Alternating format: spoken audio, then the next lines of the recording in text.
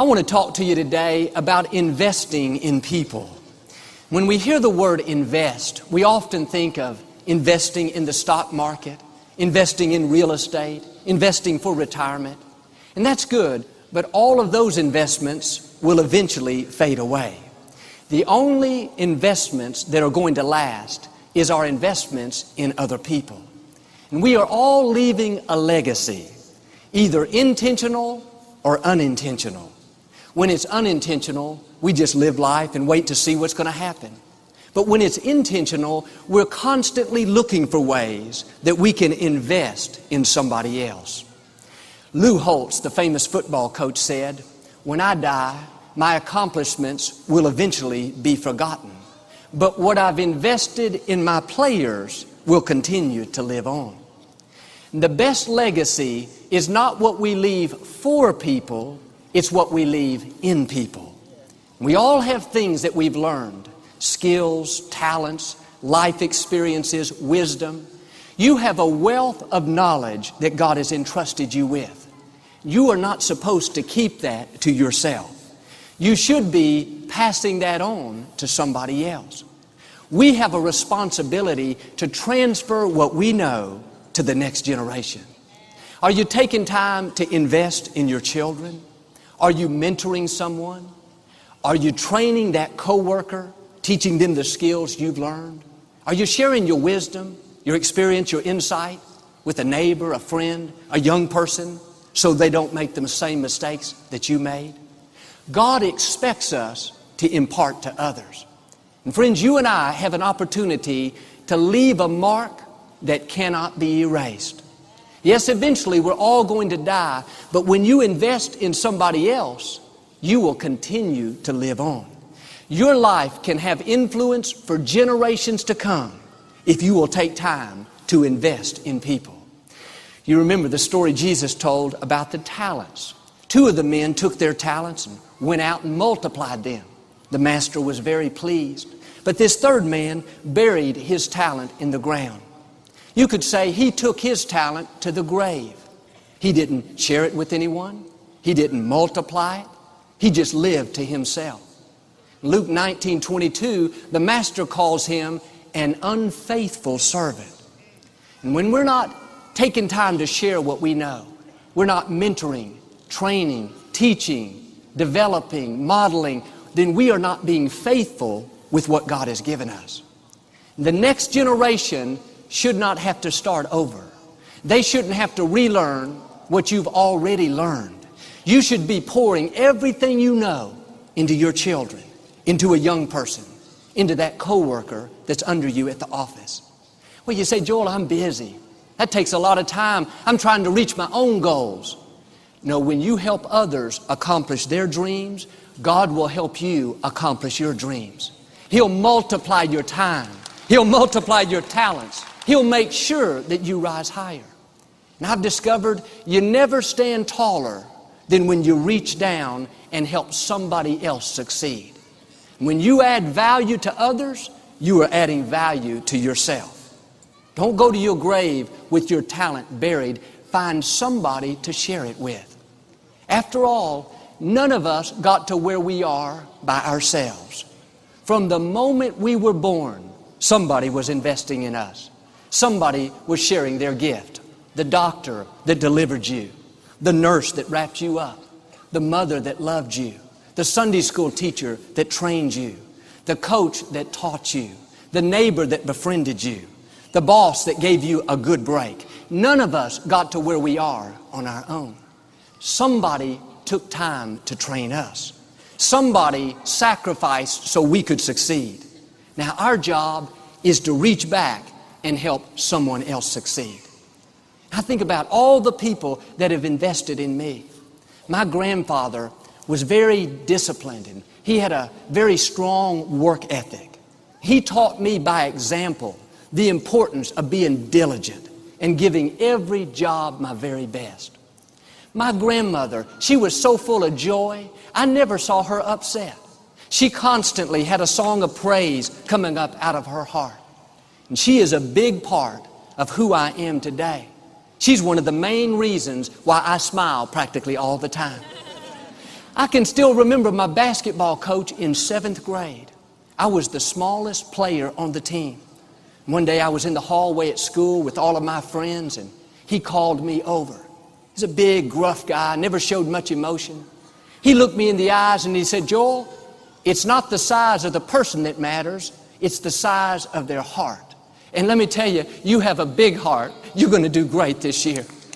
When he said that, it was like I turned into Michael Jordan. That did more for my confidence, more for my self-esteem than he could ever imagine. What was he doing? Investing in me. If you could see all the people that have made me into who I am today, the line would be 100 yards long. Parents, grandparents, coaches, Sunday school teachers, aunts, uncles, relatives. Even my brother Paul. He has taught me by example what not to wear, how not to play sports. Paul's invested in me. Growing up, my mother not only loved and cared for us children, but every day before we left for school, she would say, "Father, thank you that my children have your favor wherever they go." I learned to expect God's favor from my mother. You know what I'm doing today? Telling other people to believe for God's favor. I'm not going to take the gift that she gave me and bury it. I'm going to pass it on to my children, my friends, my colleagues, my associates. My father was constantly telling me how great he thought I was and how I could do anything. He took time to mentor me. He was busy, but he gave me his attention. As a little boy, he used to go up to the hospital to visit people that were sick. He would always take me with him. He'd have me join hands with the family when we prayed. As a teenager, I would come down to the church during the summer and sit in meetings with him at the office. Half the time, I didn't know what was going on, but on the way home, he'd always explain it. "Joel, this is what we were doing. This is the reason we were doing it." He didn't have to. He had a lot going on, but he understood this principle, that he had a responsibility to pass on everything he possibly could. It's kind of funny. My father knew nothing about mechanics and how things operated. That wasn't one of his strengths. And one day our back doorknob, the whole unit messed up. And so we went to the hardware store and bought a new one. I was about 12 years old, and I was there trying to help him get the new one on. And my father worked, and he couldn't get the old one off. And he had the hammer, and he was beating that doorknob. And we ended up using kitchen utensils, knives, forks, spatulas. Finally, after about 2 hours, Daddy got that new doorknob, that whole unit on. He was so proud. He said, "Joel, I told you if you just stick with it, you'll get it done." He went to slam it and to shut it to show me how it worked. And when he did, that doorknob hit the wood frame. It chipped the trim, bounced back open. He had put the whole thing on totally backwards. But what I appreciated about my father is he did his best to teach me everything he knew, and even sometimes things he didn't know. But I'm constantly telling my children, you're not only getting everything I have, not only everything I know, but you're getting everything Granddaddy imparted into me. Everything Grandmother gave me. They put it in, and I'm going to do my best to pour it into you. Think about how high our children would go if we would all live like this. This is the way it's supposed to be. Every generation should build on the next. My children shouldn't have the same struggles that I've struggled with. They're starting at a higher level. There's more wisdom, more depth, more experience in our family line. They should take what I know and run with it. But the only way this is going to happen is if we are taking time to invest. We have to transfer what we know into them. And really, I believe this is the best inheritance we can leave them. Not leaving something for them, but leaving something in them. And don't get me wrong, I'm all for leaving resources, but that's not all I'm going to leave. I'm going to make sure I teach them everything I know about life, about ministry, about marriage, business, economics. Anything I know, I'm going to pour it into them. My prayer and my declaration for all of our children is that they are going to start where we finish, and God's going to take them places we've never even dreamed of. Our children are going to be mighty in the land. But so often today, instead of investing in our children and giving them the attention they need, we give them activities. We're running them here and there, taking them to this activity and got to get them back to this special function and then to this other activity. It's like we're running a bus service. And we sit back and watch them play sports and watch them do ballet, watch them in the school play. And that's fine. I've played a lot of sports. But if we're not careful, we will substitute activity for attention. Understand, your children need you more than they need another activity. Studies tell us by the age of 5, our children have already developed their sense of reasoning. By the age of 12, 95% of who they are and what they believe has already been established. Don't let the television be a babysitter for your children. Don't allow sports, ballet, and band to take the time from you spending with them and you imparting into them. Well, you say, Joel, I really wanted to hear about my dreams today, not somebody else's. No, your dreams are connected to other people. If you will help someone else rise higher, God will help you to rise higher. Take time to invest in others. Share what you know. Even in simple things. I think about how in Victoria's family, they've had a special recipe that's been in the family line for 4 or 5 generations. It's called Senator Russell's sweet potatoes. They're the best sweet potatoes in the world. They've got a crust of cinnamon and sugar and nuts. We don't even like the sweet potatoes, we just like the crust. But what happened is, generations back, somebody came up with that great recipe. They could have thought, this is my special dish, I'm just going to keep it to myself. No, they were living with this mindset. I've got to pass down everything good I possibly can. So one day that mother taught her daughter the recipe, and that daughter taught her daughter. Eventually it got down to Georgine, my mother-in-law. She taught her daughter Victoria. Now every Thanksgiving, Victoria and our daughter are in the kitchen making Senator Russell's sweet potatoes. Let me ask you, are you transferring your wisdom, your experiences, your shortcuts, your recipes down to the next generation so they can start ahead of you? Do you have skills and gifts that you're just keeping to yourself? You're kind of taking that for granted? No, pass them down. Just the other day, I was talking to our son Jonathan. He's 14, about how to prepare a message and how to study and how to communicate. I thought, I've been doing this for 10 years. I want to make sure he at least knows what I know. And you may think, well, Joel, I don't have any special expertise. I don't know that much. Sure you do. You know about life. You know what works and what doesn't. You know the mistakes you've made and what you've learned from it. You have experience. You have skills. And many times what we take for granted is a big deal to someone else.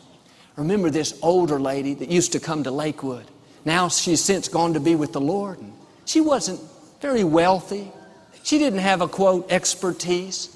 Not many people would consider her to be very successful, but she was an expert in one thing. This lady knew how to pray. She used to come to the services early, sit in her chair and pray. I was 8 or 9 years old, and when she would see me walking through the auditorium, she would call me over and say, Joel, come over and let me pray for you. I'd sit there for 3 or 4 minutes, and she would pray God's blessings, God's favor, God's wisdom, God's victory in my life. And that lady not only taught me how to pray, but she modeled for me the importance of reaching out to others and speaking faith into their lives. She didn't have to call me over. In fact, I never wanted to go. It embarrassed me. I wanted to be out playing with my friends. I tried to avoid that. But invariably, she would seek me out. Joel, come over and just give me 5 minutes. And I'd walk over toward her like I was so excited. Down deep, I was thinking, why did I come this way? Not again.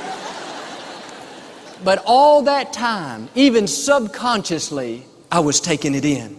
It was being ingrained in me. Reach out to others. Speak faith into their lives. She never prayed fancy prayers. She never prayed anything super spiritual. She just said, God, give Joel wisdom. Help him to fulfill his destiny for his life. What's my point? She had a gift. She had a skill. No, she wasn't a computer expert. She wasn't a master mechanic. She wasn't a medical doctor. But she was a prayer warrior. And I don't know if that lady had children of her own. But I know this, today she is living on the inside of me. Every time I get up and speak faith into people, a part of her is alive. She put something in me. She didn't have to. She could have prayed at home. She could have prayed silently. But she took time to invest in others. What do you have that you could be passing on? Maybe a great gift. Maybe you're skilled in the arts and music, communication and sales. Pass it on to somebody else. Maybe your gift is what you'd consider to be something more simple, like this lady. You've got a gift of kindness. You're an excellent mother. You're a skilled cook. You're an expert when it comes to fixing things. Instill those qualities in those around you.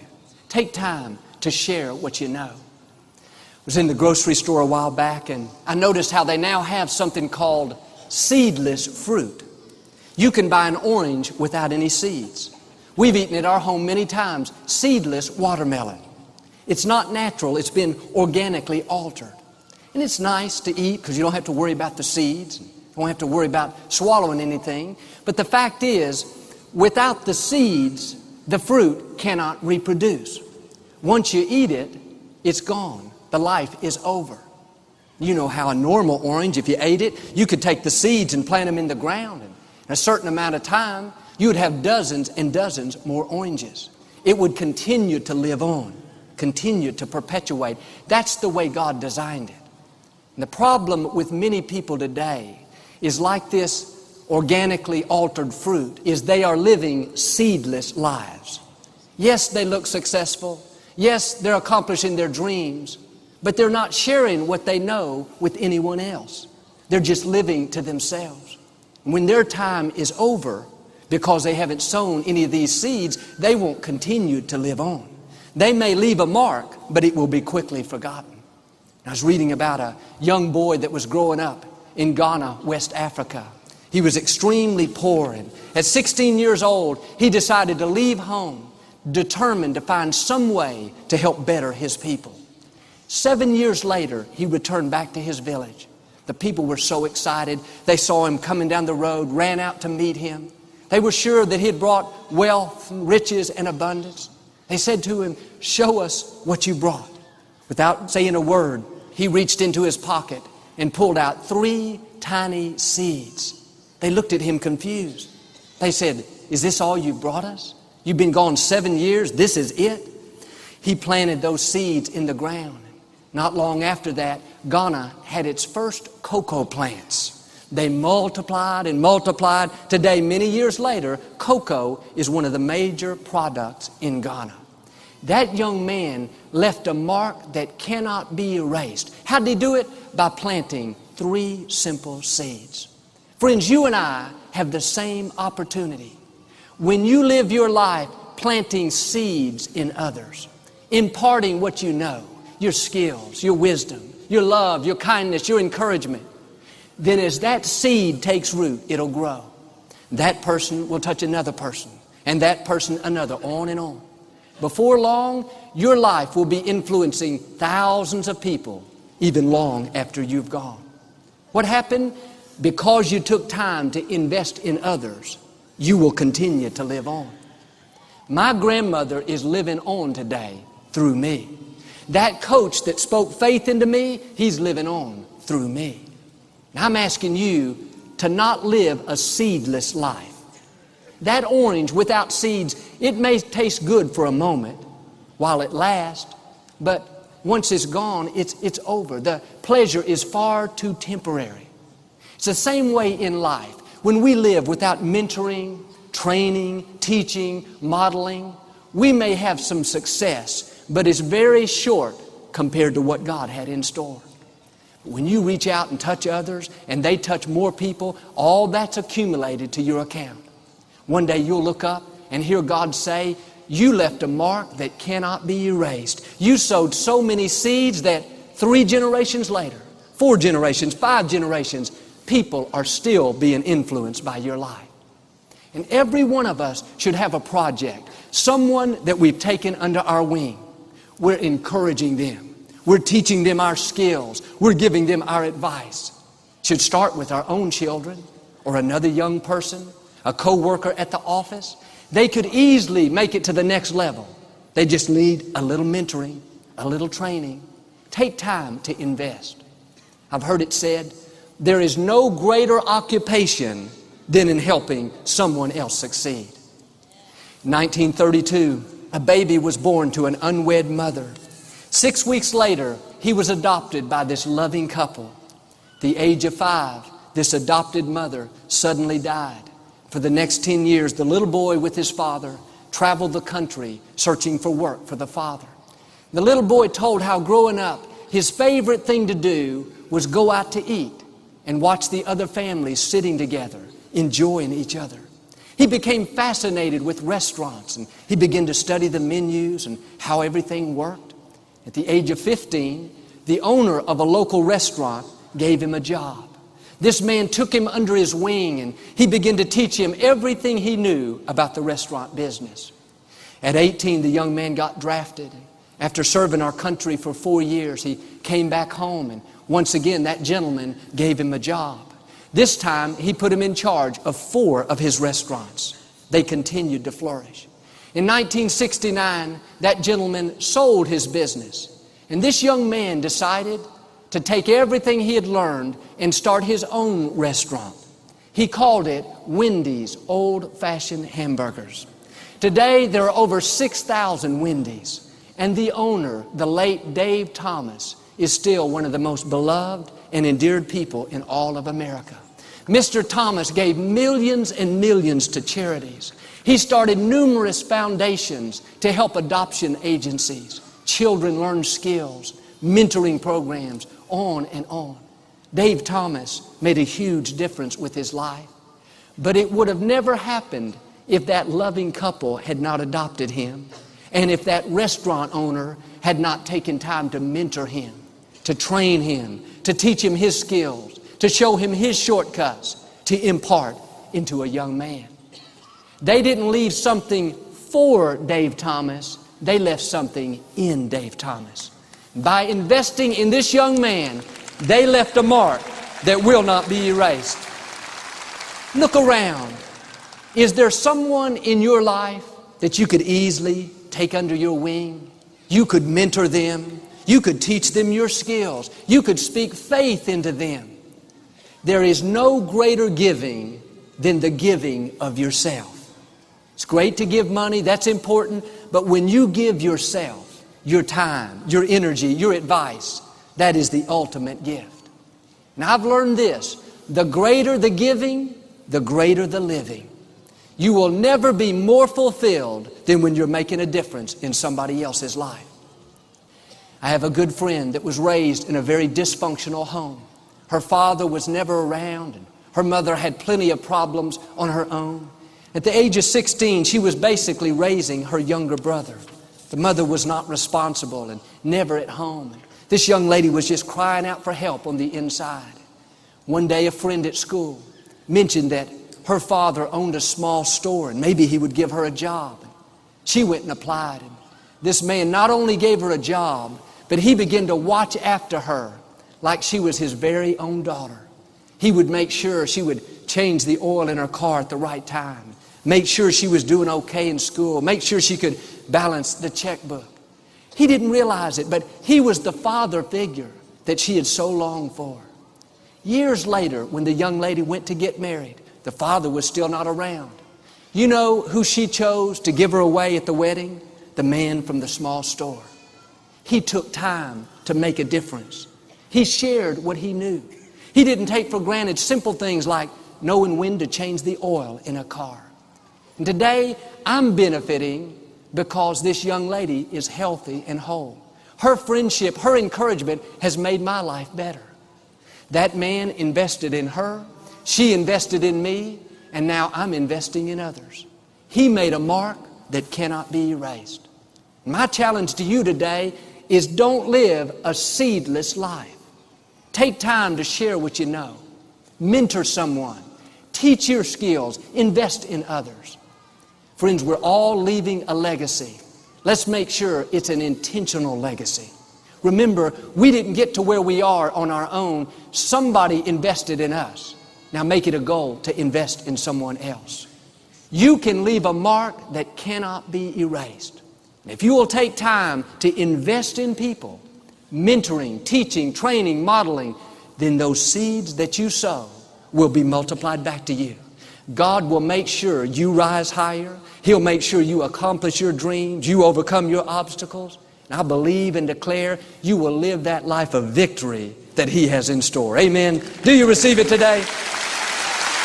But we never like to close our broadcast without giving you an opportunity to make Jesus the Lord of your life. Would you pray with me? Just say, Lord Jesus, I repent of my sins. Come into my heart. I make you my Lord and Savior.